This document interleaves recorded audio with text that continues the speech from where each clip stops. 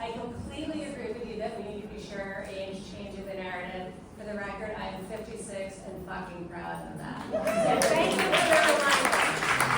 Okay, our panel is not on storytelling, but it's a very important story nonetheless. It is on whole life health.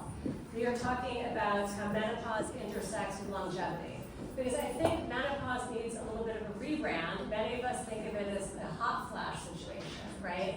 I sometimes joke that hot flashes have a very excellent, well-paid publicist because they are synonymous with menopause. But menopause is so much more than hot flashes. It impacts our bodies, our bones, our brains, our sex lives, our relational health. So we are getting into all today, and we're getting into a really incredible panel. Sitting right next to me is Dr. Anna Barbieri, a board-certified gynecologist, integrated medicine physician, and menopause specialist. She is also an assistant clinical professor at Mount Sinai and the clinical strategy leader for the Rowan Center for Women's Health and Wellness, and is the founding physician of Electra Health, a digital platform for menopause education and care. Donna Klassen is one of our hosts. She is the co-founder of Let's Talk Menopause, a women's health advocate, and a licensed clinical social worker. She has a 30-year career focused on women's reproductive mental health. And Dr. Maria Sophocles is a clinician and thought leader in menopause and female sexual function, a board-certified OBGYN and menopause expert, and fellow of the International Society for the Study of Women's Sexual Health. Dr. Sophocles' work addresses gender inequity in the bedroom. Her TED Talk, Closing the Bedroom Gap, has almost 1 million downloads. We are going to help her hit that number. And her newest book, Closing the Bedroom Gap, is coming in 2026. Please join me in welcoming these three incredible women. Dr. Barbieri, I want to start by asking you. We're here talking about menopause, obviously, but menopause begins for many women a lot earlier. When should we be focusing on this? When do we need to start taking action to optimize our hormonal health? Thank you, Katie, and I'm so happy to be here. I was going to put on my rose-colored glasses to answer this question, but I left them in my bag, and I do have rose-colored glasses. They come in handy a lot these days. So my, again, rose-colored glasses answer to that question is probably super early when we start learning about health. That is not the reality. Full disclosure, I'm 52. I am the mother of a 17 and a 21-year-old, and I volunteer to talk about hormonal health across the age span at the high school of my younger daughter. The first year I volunteered, the school declined because it was not quite a clean topic. Now this is hormonal women's health. This affects not just the girls in that school, but everyone, because every single one of the students deals with women in their life. I did get to go last year to give this talk. Almost none of the 15 to 18-year-olds actually knew that women go through menopause. It was shocking to me to find that out. So again, I wish we learned about it very, very early. The more realistic answer probably is that we should really learn about it when we enter perimenopause, or even before that. We should know that how we experience our menstrual cycles, and for those women who choose or end up having pregnancy, that is a window into how we are going to experience our midlife. And many people don't know that. We get to our typically 40s, sometimes earlier, sometimes 50s, and are absolutely shocked, as I was, as by the way, a practicing obstetrician in my early 40s, that, oh my gosh, like something was happening and I had no idea what that was anymore because I felt so off. So we have a lot of work to do. We have a lot of learning ourselves. We have a lot of work to do as far as educating our med students and providers, and we have a lot of work to do as far as sharing information with younger women. So perimenopause is the time where we're sort of more realistically paying attention to this. Let's get a quick read of the room. Can you put your hands up in the air if you're in perimenopause? Put your hands up if you have no idea what perimenopause is. This is a safe space, you can do that. How about menopause? Beyond, well beyond. Okay, so this is, it looks like it's a mixed room. We've got perimenopause, a little confusion, menopause, and well past it. So a follow-up question for you, Dr. Barbieri. The women in this room are really smart and savvy. We know that they have been following the news that they need to, eat protein, heavy lifting, hobby, is heavy lifting and protein eating. So we got that message. But I do think that no one talks enough about maybe metabolic health. We hear a lot about GLPs. That is something that is very buzzy. And so my question for you is, what is the role of metabolic health in our longevity? And from your point of view, what are the best levers or tools that we should be using to optimize our health?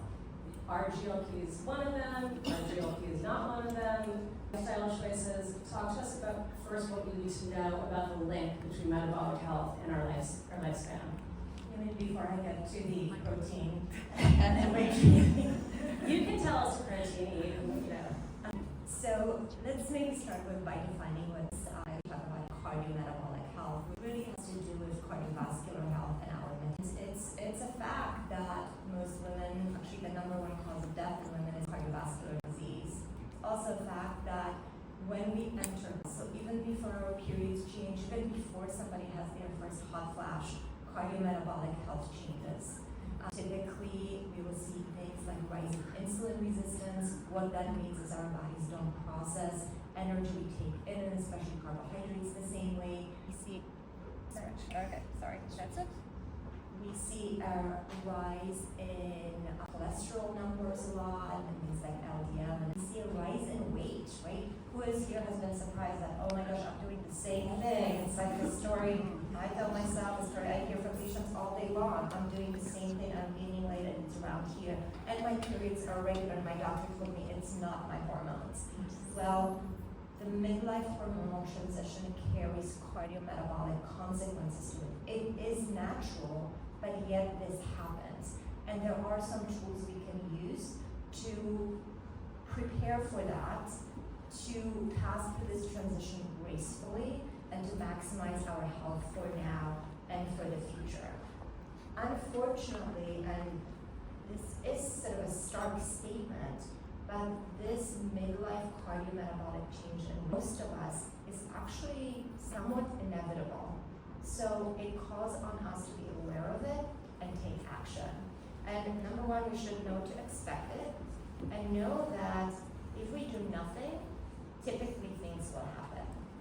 So making choices, and I think we'll talk about just preparing for this phase of life, but making certain choices when it comes to our nutrition, when it comes to exercise, when it comes to self-acceptance, and what does the line lie between healthy aging, self-compassion, not having too many things to do on our to-do list, but yet acting on risks and straying that's extremely important. So I would say the mindset of focusing on our health now, of looking to our future health, acting on that, the mindset of muscle conservation and building, because we start to lose muscle a lot past the age of 40 before we hit now. The mindset of making the right choices when it comes to nutrition, activity, mental health, relationships, hormone therapy, those are the three extremely important things.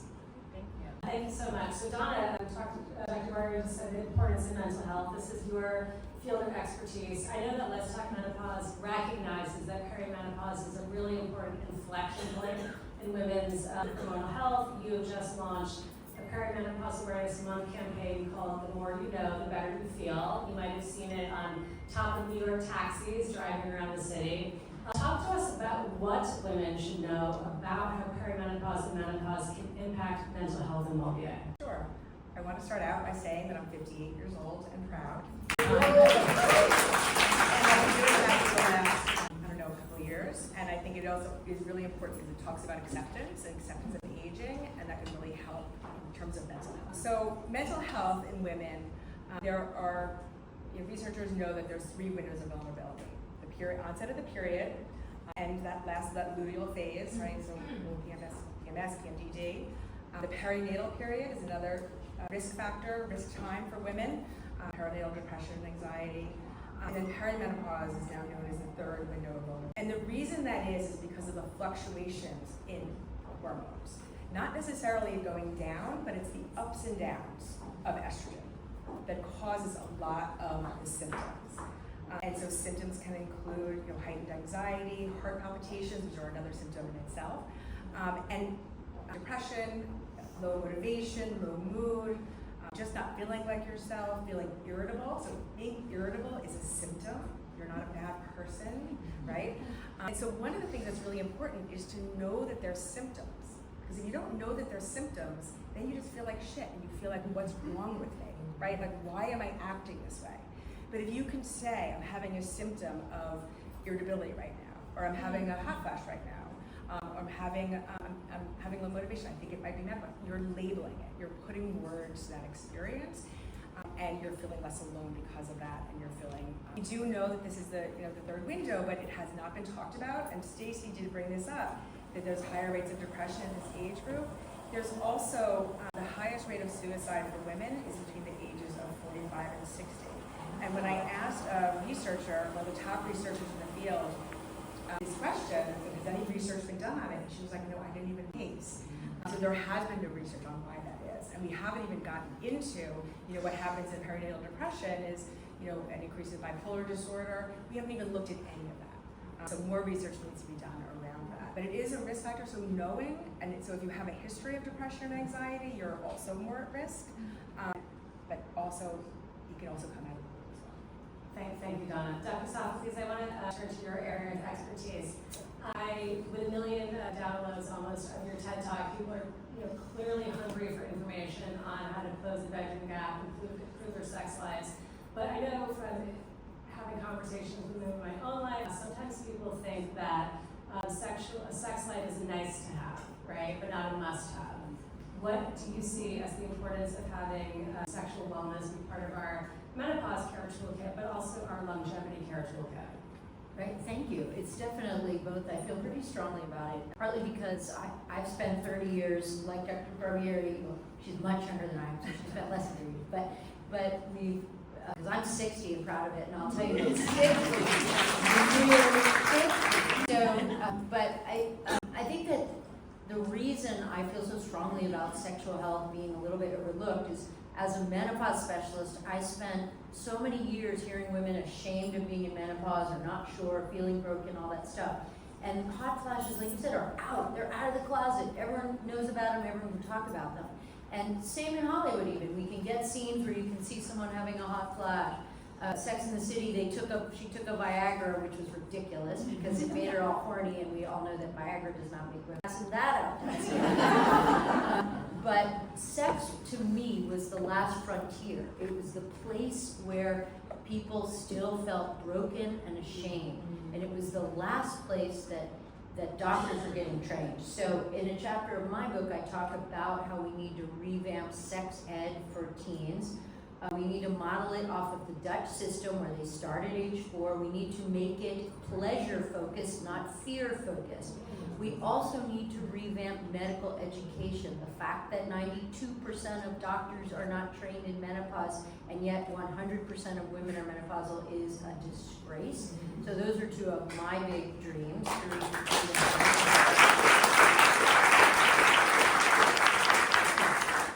But back to sex, because that's I think we all forget, and believe me, I have a background in cholesterol metabolism, so I'm a big proponent of the fact that women must know. We're all afraid of breast cancer, and I don't want anyone to get breast cancer, but cardiovascular disease kills 10 times the number of women as cancer or the cancers that we know combined. So while that's super important, I will never deny how biologic changes of menopause are, and that we must understand that when we lose the estrogen from our little tiny almond-sized ovaries, it has massive impact on brain function, on bone, but it also affects the genitourinary system. And this leads not just to crappy sex, and I can tell you about the 18 ways it does, because the clitoris loses nerve endings for pleasure. They're replaced, get this, by nerve endings for pain. What fresh hell is that? The vagina gets shorter, it gets more constricted. Our Neiman Marcus collagen gets replaced by IKEA quality collagen, which was, a wonderful store to go to for my kids' bunk beds, but not what I want my vagina to be made out of. And so we have to ask ourselves, is sexual health even important to us? And the answer is it should be. And it should be, because if you listen to all these spectacular women talking about how this is our next chapter, part of that is staying sexually vibrant. And this is because we know we have data to show that women who stay sexually active, and that can be with a man or woman, with a partner or by yourself, shameless plug for that, have lower blood pressure, less depression and anxiety, and it's actually linked to longevity. So if you don't do it because it's fun, do it because you'll live longer. Wait,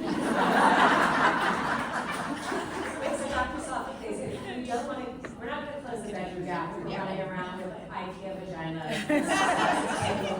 So what do you see as the role of HRT broadly in helping with our tissues, and what specifically is the role of testosterone? Okay, yeah, testosterone has to get mentioned tonight, but, and HRT's been, I'm sure, beaten to death on these panels, I know, but HRT has positive effects on the genitourinary system. It does, but I think of HRT and the bladder and vagina as sort of like I used to live way outside of Philadelphia, and it was the last stop on the train, and by then you're like, and it's the same thing, there's just not enough. The doses are so low that by the time it gets to bladder, vagina, vulva, there's very little. So I'm gonna beg, I will get on a knee and beg you all to please beg your clinician for vaginal estrogen. It's liquid gold, it's safer than Tylenol, it does not cause autism, and it is like a sunblock or seatbelts. It's good forever. You never outgrow it. You can have it in the casket with you if you want. Just in case there's an afterlife. Yeah, I know. You know, they throw flowers in the casket. I'll be like, so vaginal estrogen is important, and testosterone is absolutely critical. We have gendered hormones in this country. Can you believe that? We've considered that testosterone is for men and estrogen is for women. Both are not true. Men make both, women make both. We need testosterone. We're just a few years behind getting it. We've tried, but it will come, and when it does, be ready, because there's going to be a whole lot of, you'll be at the forefront. You say, I remember that girl on that panel, but you need it. You cannot get it in an FDA-approved formulation today. If you want it, you must find a progressive physician. There's at least one up here on the stage, and I can do it too. And we usually either have it compounded for you in little tiny girly doses, or you take 1/10 of a male dose. Like, if that isn't sexism writ large, I don't know what is. So that's that. I just wanted to make sure Yeah, everybody that's knew that. fantastic information. Thank you so much. Questions for you before we move into our final tips to close. So if the goal of this conversation, this panel, the goal that we all have, of course, is to get older, live longer, add more candles to every birthday cake, but also to enjoy the ride while we're doing it, right? We want a great health span, joy span, a longer lifespan. What role does our relational health play in longevity? Question. So we do know that the more connected you are, the less isolated you are, the longer you live. Being less, feeling less alone really can help your bodily functions and your health. So I think that's and having sex. I also just want to say something just about testosterone. We're having a menopause talk next month in November on just solely on testosterone with Dr. Kelly Casperson. We have 35 menopause talks on our website that you can go through from experts in the field to learn more about the nitty-gritty from experts. Thank you so much. You have all done something really good for your health today, by showing up tonight, by being in community with other women, by hearing stories. Shortly we're going to go down, we're going to continue the conversations. But before we do that, I do want to ask each one of the panelists to close with a hot tip. This is something that you can take tomorrow and put into action immediately to improve your health, your menopause experience, or your longevity. Dr. Barbieri, would you like to start? Sure. Oh, that's right. Okay. So my hot tip is, let's all spend some time actually thinking about our own midlife. And that means not looking back and trying to go back to the person we were 10 years ago. Who are we now? What do we want? And who are we becoming for this? And that also applies to how we interact with the medical system. Your menopause care is not an add-on to your annual physical. That provider is not going to be able to do anything in the 10 to 15 minutes they have. Really honor yourself by getting a voted focused time to really focus on this issue. Anyone know about DBT, dialectical behavioral therapy? Yeah. Radical acceptance. Okay? Radical acceptance does not mean giving up. That's not what it means at all. It means accepting the situation in the moment, whether it's your feelings or the situation. So going back to what she was saying about fighting aging, the more you fight aging, the harder it is. Also with your symptoms. One of the things about, and I didn't get to it much, about your symptoms, and I think the reason why there's such mental health issues in menopause is because there's so many physical symptoms, right? And people are so afraid of physical symptoms that then they obsess over them and they check them and they're trying to get rid of those symptoms. And one of the best ways to deal with a hot flash, and I'm not a candidate for hormone therapy, I have breast cancer, I learned to accept them in the moment. Right? Because I used to be like, oh my God, I'm having a fucking hot flash, it's so annoying, like what the fuck, you know? And then I just like, okay, Donna, like you're a therapist, like practice what you preach. And then I was like, all right, I'm having a hot flash right now. Okay, what do I need to do right now? I need to go outside for a minute, I need to splash cold water on my face. And just that being able to accept it in the moment can be really, really helpful. Dr. Shaw, please. Okay, I struggle with being concise. I have three really fast. One is communication. If you are in a relationship, communicate with your partner. And I'm talking about menopause in general, but I'm the sex person up here. So about sex, talk when things are good, or if they're not good, reflect on when they were good and talk. Talk regularly and find the courage to talk. Number 2 is lube. It's like voting, often and early. Sorry, or exercise, but I love it. Number 3 is just remember that sex is fun and it's supposed to be fun. It's supposed to be play. Don't overthink it. People come to me and they're like, oh, my orgasms used to be like this and now it takes me 20 minutes. And I get that. We're all aging. Accept it, but find me if you want it to be better. Shameless plug, my partner. But seriously, remember that sex should be fun and it should be play, and the joy in it is part of what we need a whole lot of, not just in this age, but at our age group. Don't forget play and joy. I love that. To close the panel is to find a doctor who gets it. Students who are up here right now, I'm sure there are people in this room suffering from something. Women should not be suffering from any kind of symptoms, pain. If you don't feel like yourself, find a doctor who's going to help you. I know that's hard to do. You can head to letstalkmenopause.org. You can search for providers by zip code. You can go to the Menopause Society too at menopause.org and search for providers. Do not settle. You heard from Stacy, the doctor not listening to you, fire your doctor.